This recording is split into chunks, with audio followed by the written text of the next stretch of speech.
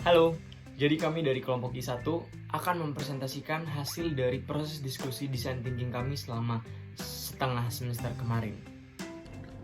Company profile, nama dan jabatan pembicara itu ada Sinta Dewi, dia sebagai CEO, nama perusahaannya Creative Lab. Sejarah perusahaannya itu peluang bekerja sama dengan Citraland dalam pembuatan event tahunan atau melestarikan budaya Jawa dan kuliner. Terus bidang bisnisnya event organizer, alamatnya di Karangan Jaya, Blok V nomor 6. Terus nomor teleponnya ada 0813 itu 57881678. Terus sosial medianya ada Instagram, ada WhatsApp, ada email juga. Yang Instagram itu Creative Lab Surabaya _Surabaya.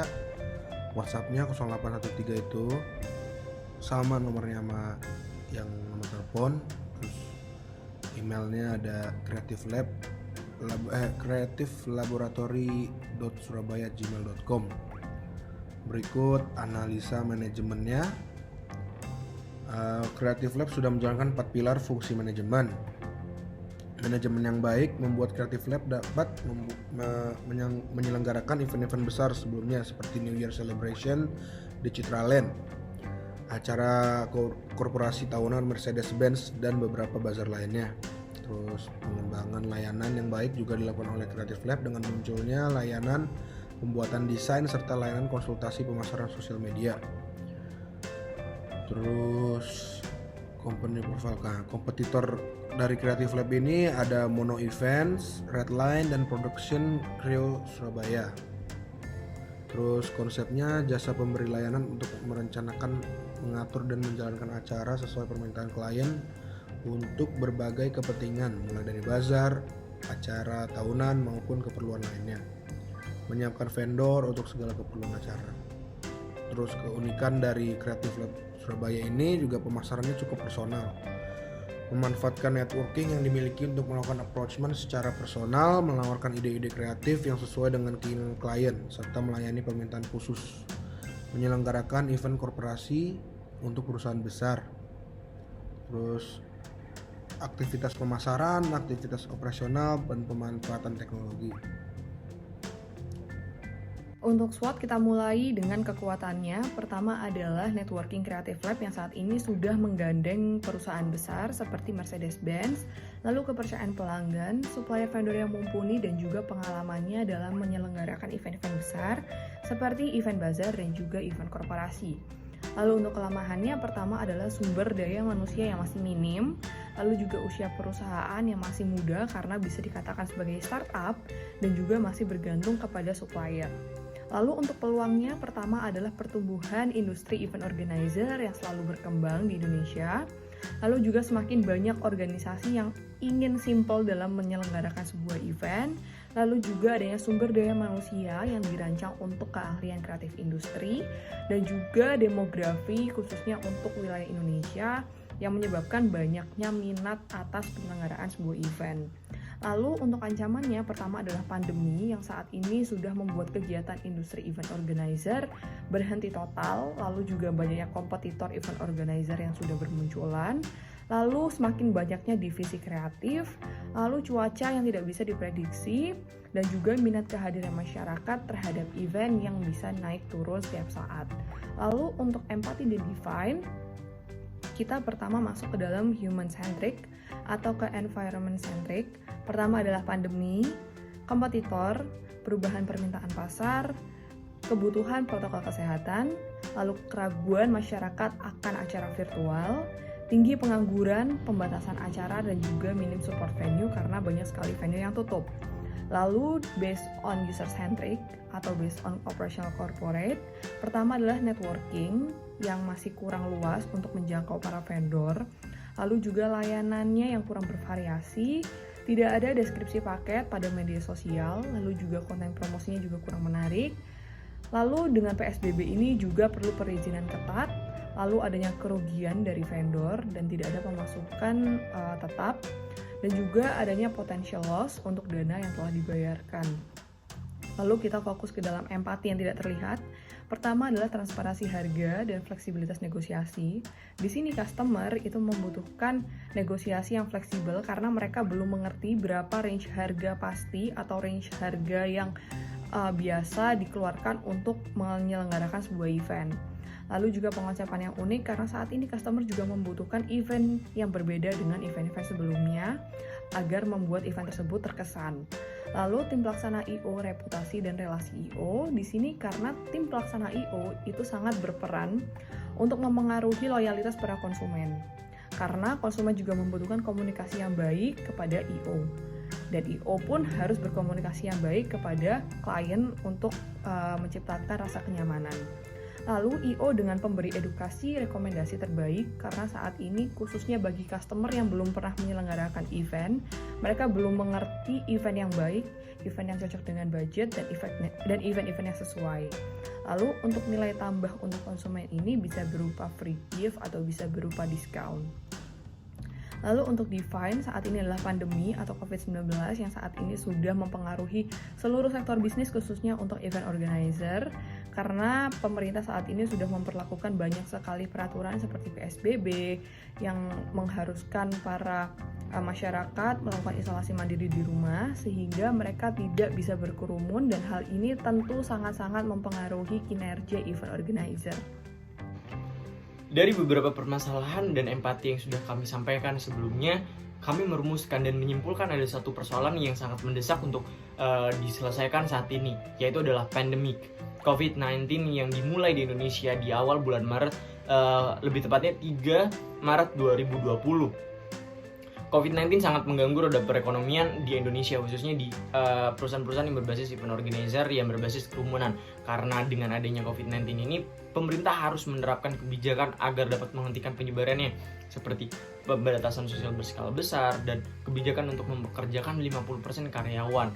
Hal tersebut sangat mengganggu dan sangat menghambat Creative Lab yang memang dasarnya adalah perusahaan yang berbasis penyediaan layanan untuk dapat menghimpun kerumunan lebih banyak. Dan hal tersebut dilarang. Nah, itu menjadi sebuah permasalahan. Nah, akhirnya kami memberikan sebuah ide dalam brainstorming yang kami lakukan. Yang pertama adalah penciptaan interaktif artificial intelligence, yaitu perusahaan Creative Lab dalam hal ini dapat bekerja sama dengan perusahaan-perusahaan TI, perusahaan-perusahaan IT untuk dapat menciptakan sebuah aplikasi yang bisa membantu terselenggaranya acara agar bisa menjadi lebih menarik dan unik walaupun disajikan dalam bentuk digital, sehingga interaktif antar penonton dari rumah saja dan Creative Lab sebagai penyelenggara tetap terjalin dengan baik. Hal ini sangat berguna untuk penyelenggaraan acara-acara online bagi korporasi dan perusahaan-perusahaan lainnya. Dan yang kedua, Creative Lab sebagai penyelenggara acara dapat membuat sebuah event yang berbasis streaming. Nah, hal ini dapat dilakukan dengan bekerja sama dengan musisi lokal, artis lokal, dan nantinya dapat disiarkan melalui IGTV, YouTube, dan website-website streaming lainnya. Dan yang ketiga, untuk agar menyelamatkan roda perekonomian pada Creative Lab, dapat diciptakan diversifikasi produk atau diversifikasi layanan dengan memberikan layanan baru seperti persewaan alat-alat I.O. yang sudah dimiliki oleh Creative Lab sebelumnya. Hal ini kami nilai akan dapat lebih banyak membantu perusahaan Creative Lab dalam hal yang berkaitan dengan keuangan. Namun dari hal-hal tersebut dan muncul, kami membuat suatu prototipe yang kami nilai dapat menjawab permasalahan yang dihadapi oleh Creative Lab di tengah pandemik yang ada saat ini. Dan kami menamakan prototipe kami adalah Safe Escape Party, yang dimana Safe Escape Party adalah sebuah acara yang tetap menggunakan kerumunan sebagai main dari acara tersebut. Jadi orang-orang tetap hadir dalam acara ini, namun tetap memperhatikan unsur protokoler kesehatan. Dalam hal ini, live event yang akan diselenggarakan serta bazar yang akan diselenggarakan semua berbasis drive-in. Hal ini kami terinspirasi dari 1980-an, yaitu drive-in cinema yang dimana saat itu sangat booming sekali. Jadi mobil-mobil ikut masuk dalam area pertunjukan film yang ditampilkan pada era tersebut untuk dapat disaksikan secara bersama-sama. Jadi vibe kerumunannya tetap ada, namun tidak atau minim sekali terjadi kontak antara penonton satu sama lain, kecuali yang di dalam mobilnya saja. Jadi di dalam acara ini, Safe Escape Party yang kami idekan ini, akan ada drive-thru bazar, drive-in cinema, dan yang pasti teknologi yang mendukung dalam penyelenggaraan acara ini.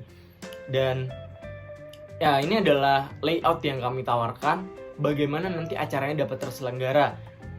Dalam hal ini kami menawarkan Grand City yang memiliki hall yang gede, hall parkir yang gede dapat dimanfaatkan. Nah, ini jadi nanti ada bazar-bazar yang dapat dimasukin oleh mobil-mobil, nanti ada area parkir buat menonton live event yang kami tawarkan nantinya. Dan ini adalah prototipe website yang dapat dimanfaatkan oleh Creative Lab dalam penyelenggaraan acaranya nanti. Jadi ada tenan, ada bagaimana pemesanan tiket, bagaimana pemesanan live event, dan bagaimana nanti pemesanan makanan-makanan yang ada di dalam tenan masing-masing. Ini adalah poster yang kami bikin untuk prototipe yang kami tawarkan ini, yaitu untuk Safe Escape Party. Nah, ini dari kegiatan dari sedikit gambaran. Acaranya akan diselenggarakan di bulan Desember tanggal 6 sampai tanggal 8 dari jam 6 sampai jam 11 malam dengan konsep pursue your happiness without break the safeness. Jadi kita tetap mengejar bagaimana kebahagiaan tanpa harus melanggar protokoler kesehatan. Nah, ini di sini pendaftarannya 100.000. Nanti diselenggarakan di Grand City parking tempat parkirnya di Surabaya. Dan juga ini adalah konsep acaranya. Jadi dari sisi pendanaan pastinya akan menggunakan sponsorship, dan kemudian akan didapat dari pendaftaran tenan dan penjualan tiket. Dan yang ketiga, alur waktu jam operasional bazar akan dimulai dari jam 11 siang sampai jam 4 sore. Kemudian dilanjut untuk jam operasional drive-in cinema dari pukul 6 sampai jam 9 malam. Jadi dari jam 6 sampai jam 9 malam bazar dan drive-in cinemanya dapat terselenggara secara bersama-sama. Lalu untuk alur drive-thru, tenan diharuskan untuk mengepek makanannya masing-masing agar dapat mempersingkat waktu pemesanan. Dan yang kedua adalah mobil akan diarahkan untuk menunggu di parkiran jika misalnya area masih crowded, area masih berkerumun mobil-mobil yang lain. Jadi kami akan membatasi masuknya mobil satu sama lain. Dan yang ketiga, teknologi dalam penggunaan ini barcode untuk pemesanan tiket, pemesanan makanan harus dapat dimaksimalkan dengan baik agar dapat mengefisiensikan kegiatan yang akan diselenggarakan ini. Selanjutnya, kelompok kami melakukan tes dan survei terhadap ideasi kami, yaitu dengan tujuan melihat keterkaitan responden terhadap ideasi yang kami tawarkan. Lalu, indikator dari survei yang kami lakukan yaitu adanya keterkaitan akan acara, intensitas minat kehadiran, dan kesesuaian harga. Lalu, metode dan responden yang kami pilih yaitu kami menyebarkan kuesioner melalui Google Forms secara online, lalu responden yang kami pilih yaitu tidak terbatas atau berbagai kalangan dapat mengisi survei atau pertanyaan kami. Lalu beberapa pertanyaan yang kami berikan melalui kuesioner Google Form adalah seberapa sering Anda melihat live event sebelum pandemi, yang kedua ada seberapa sering Anda mendatangi offline bazar, dan yang ketiga ada acara apakah yang menarik bagi Anda untuk didatangi pada masa pandemi seperti ini. Lalu kedua pertanyaan pertama yaitu seberapa sering Anda melihat live event dan offline bazar sebelum pandemi, sebesar 45% dan 49% menjawab mengatakan sering mendatangi live event dan offline bazar sebelum pandemi. Lalu pertanyaan ketiga yaitu acara apakah yang menarik bagi Anda saat ini, yang akan Anda datangi atau menarik bagi Anda untuk melihat di era pandemi seperti ini adalah sebesar 47,1% menjawab live cinema. Lalu pertanyaan berikutnya adalah apakah Anda tertarik dengan konsep live event yang dilihat di dalam mobil? Lalu apakah Anda tertarik dengan konsep bazar drive-thru yang dapat dijumpai pada mall besar di kota Anda? Kedua pertanyaan ini merujuk kepada ideasi atau prototipe yang kami tawarkan, dan dengan hasil 80% menjawab keterkaitan dengan konsep live event yang dilihat dalam mobil, dan 78,2% menjawab mereka juga tertarik dengan konsep bazar drive-thru yang kami tawarkan.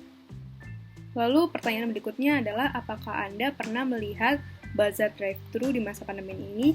Pertanyaan ini bertujuan untuk melihat apakah ideasi atau prototipe yang kami tawarkan sudah pernah mereka datangi atau sebelumnya sudah ada. Namun, sebesar 80% yang jawab mengatakan tidak pernah melihat konsep atau acara yang terselenggara dengan konsep berikut. Lalu, adanya pertanyaan apakah Anda tertarik dengan konsep live event yang dilihat dalam mobil?